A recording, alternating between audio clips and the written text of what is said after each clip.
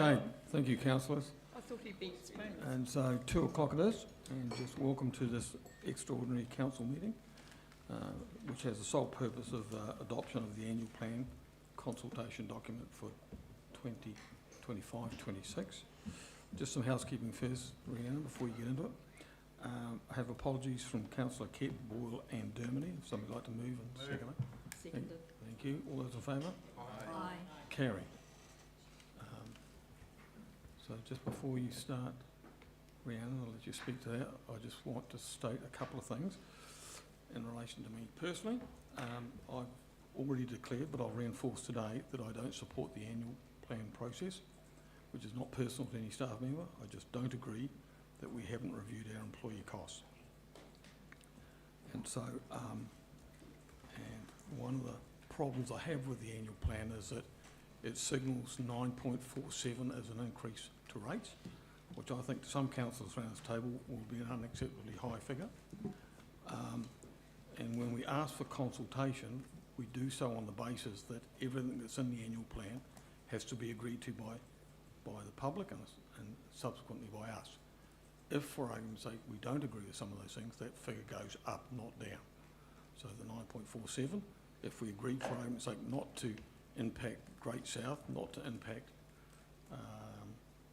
the stadium, and not to impact the toilets at Wagner Place, we would probably be looking at 10.5%, not 9.5%. So it's a one-way discussion, unfortunately. Just want to briefly say something about the 9.5. So we had 9.8 last year, and the 9.5. If we continue that on over this coming year and the following year, and the advisors tell us that that's where the economy will start to pick up, we're looking somewhere between 25 and 30% increase in rates. To lay people, that's $20 a week or $1,000 a year. So $20 a week in our community, given we've got 20,000 ratepayers, is $400,000 per week going out of the economy. And on an annual basis, $1,000 a year times 20,000 ratepayers is $20 million. And you don't have to go very far from this building to find retailers and those in hospitality who are struggling. And that's because they say there isn't as much discretionary money around. So based on that, I can't support where this paper's going. I will chair the meeting, and I'll just vote against it at the end. So, Rangi, did you have your hand up? Yes, I did. 2 things. I'll just label them 1 and 2. The first one was I'm unaware of this staff paper that you're talking about at the start. The second one is also these people who are struggling to meet the rates demands and everything. You forgot to mention how they'll be saved by this exorbitant museum that they endorsed, which is something you've always said, is that the public endorsed this museum and the huge expenditure on creating the flashiest museum in New Zealand. So I'm just wondering how these people who are on the bread line and are sleeping in cold are going to take advantage and benefits from this huge exorbitant product. So the first question is the one about the staff.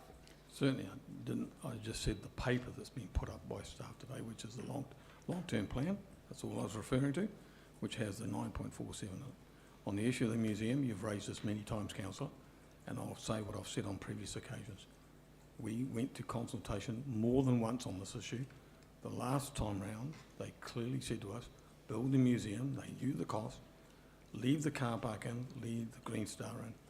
And while you might target me for that, that is clearly what the community wants. And so... did we consult on the second portion of money? We did. I don't think we did.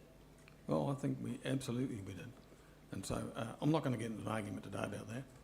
You can campaign on that if you wish to. But I hope in good faith when the museum opens in 2027, you don't attend the opening function, because that would be fairly hypocritical if you did. Right, Rhiannon, the floor is yours. Me? No. Sorry, I couldn't understand you. Kia ora, Mayor. Kia ora, councillors. So this paper brings forward to you the consultation document, all the items within the document, including the options and the budget movements, have been through the previous council meetings and committees as noted under recommendation 2. So this really is for adoption of the consultation document itself ahead of consultation starting on Thursday. I will note resolution 6, which is to recommend that the council delegate the deliberations on the water service delivery options to the Infrastructure and Projects Committee. That's in order that that matter can be dealt with by the appropriate committee at this point in time. Deliberations are planned for the same day, so that it can all be done within the time frame required both for the annual plan in terms of rate setting for 25-26 and for the water service delivery plan delivery to the DIA in time to meet those deadlines. So I'll pass to Patricia and Trudy if they want to add anything else. Thanks, Rhiannon. I just want to reiterate that the consultation document is the first piece of the consultation. This tells the story that we want for the public about all those decisions that have been made at the various council and committee meetings in a manner that is able for them to be understood. We understand this is a complex year with the fact that we have the ring fencing of 3 waters, and that we are going to communicate 2 rates numbers, one being the rates increase for water for those members of the community that receive those water services, as well as what the rates increase is for everything else. We know that they are different. They are different for a particular reason, being that we're forced to do a number of things in relation to 3 waters, which has a direct cost impact. So it's making sure that those are split out.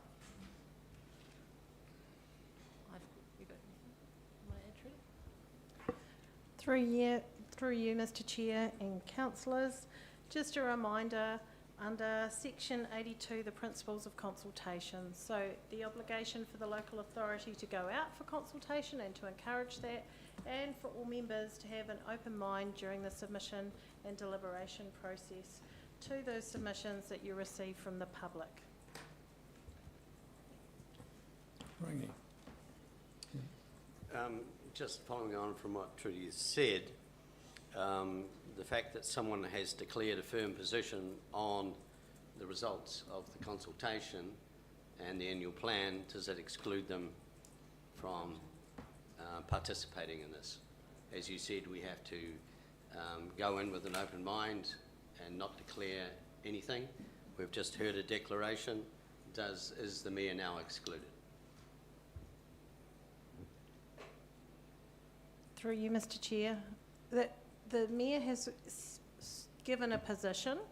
I don't think he has indicated that he's closed his mind to any of the submitters and will go through the deliberation process. However, I'd need to seek advice from Mr. Morris as to whether from a governance perspective, where that lands.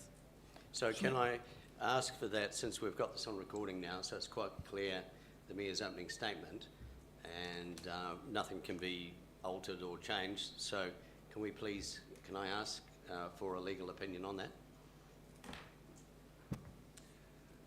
Through you, Mr. Mayor. So the very simple position is Mayor Clark has said his position in relation to the consultation document and what he would like to see. He has said nothing that has indicated that his mind is closed to what our community are going to tell him, or the council as a whole as part of the submissions process.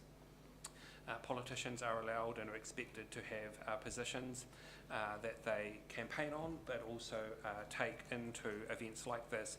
But the requirement is that their minds are open and are willing to hear from what the community has to say. And at this stage, this is the consultation document as Rhiannon set out. This is the beginning of the process. The submissions have not come in. There has been nothing that Mayor Clark has said to date that would rule him out. Okay, questions from councillors? Yeah, Tom. Mr. Mayor, are we actually taking questions on the document at this point? We are. Okay. So the document pages aren't numbered, Rhiannon, but if you look at at least my version isn't. But if you look at page 15 on board books, where it describes advantages and disadvantages of the three options that we are presenting, I think the first dot point under advantages is a little bit misleading, if you don't mind me saying so. It's true that it's the second least cost option, but only in the near term.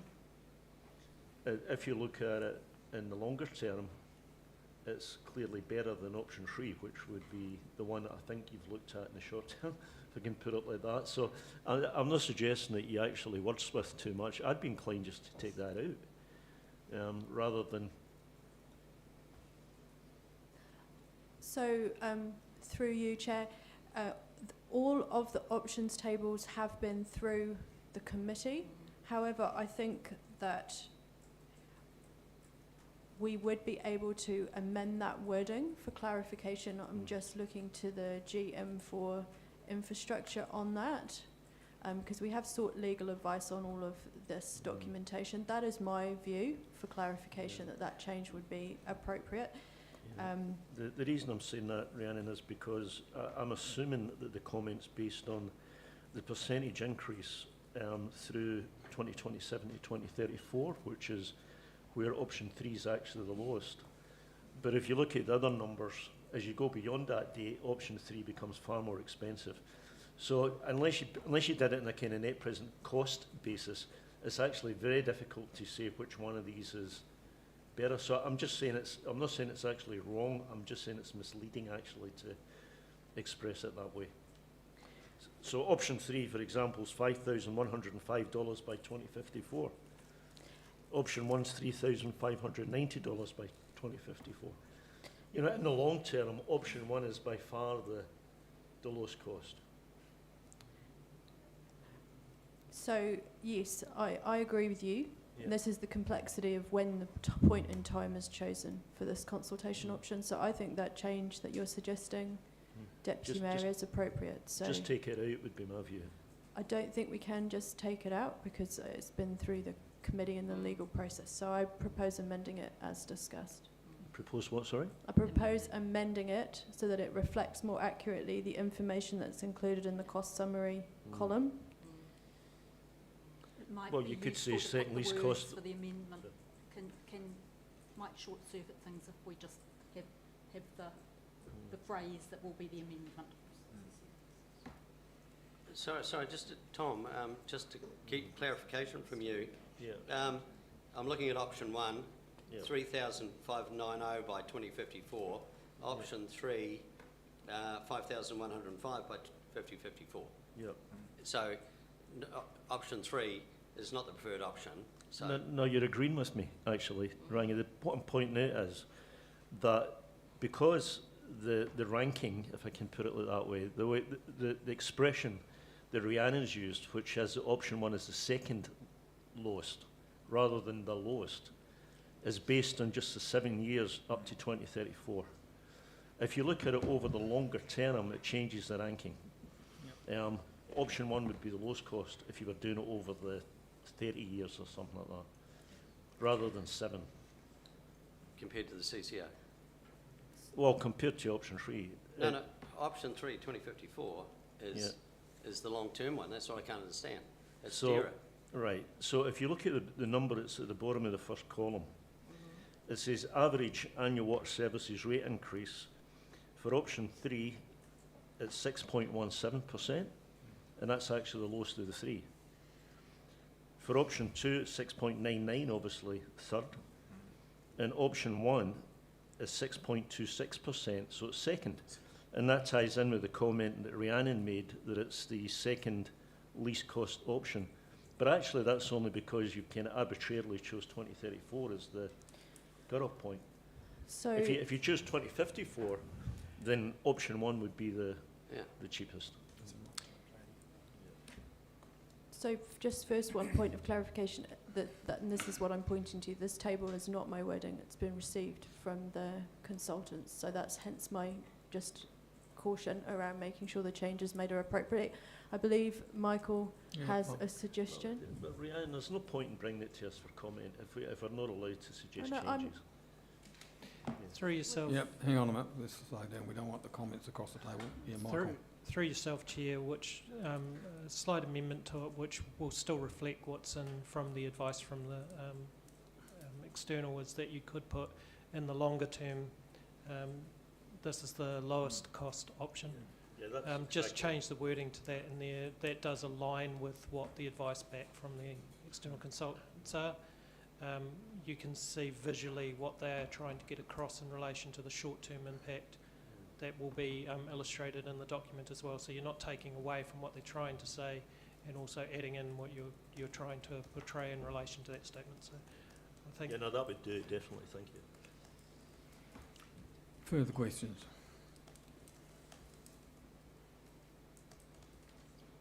Really easy. So being no more questions, would somebody like to move the set of 6 recommendations? With that amendment? Yep. Yes. Thank you. And I'll Pania? second. Oh, sorry, no, Pania, can't do that. Leslie, sorry. All those in favour? Aye. Aye. Carried. Somebody like to, that's the end of our business today. Simple as that. Right, meeting closed. Thanks, Matthew. We can come off live stream now.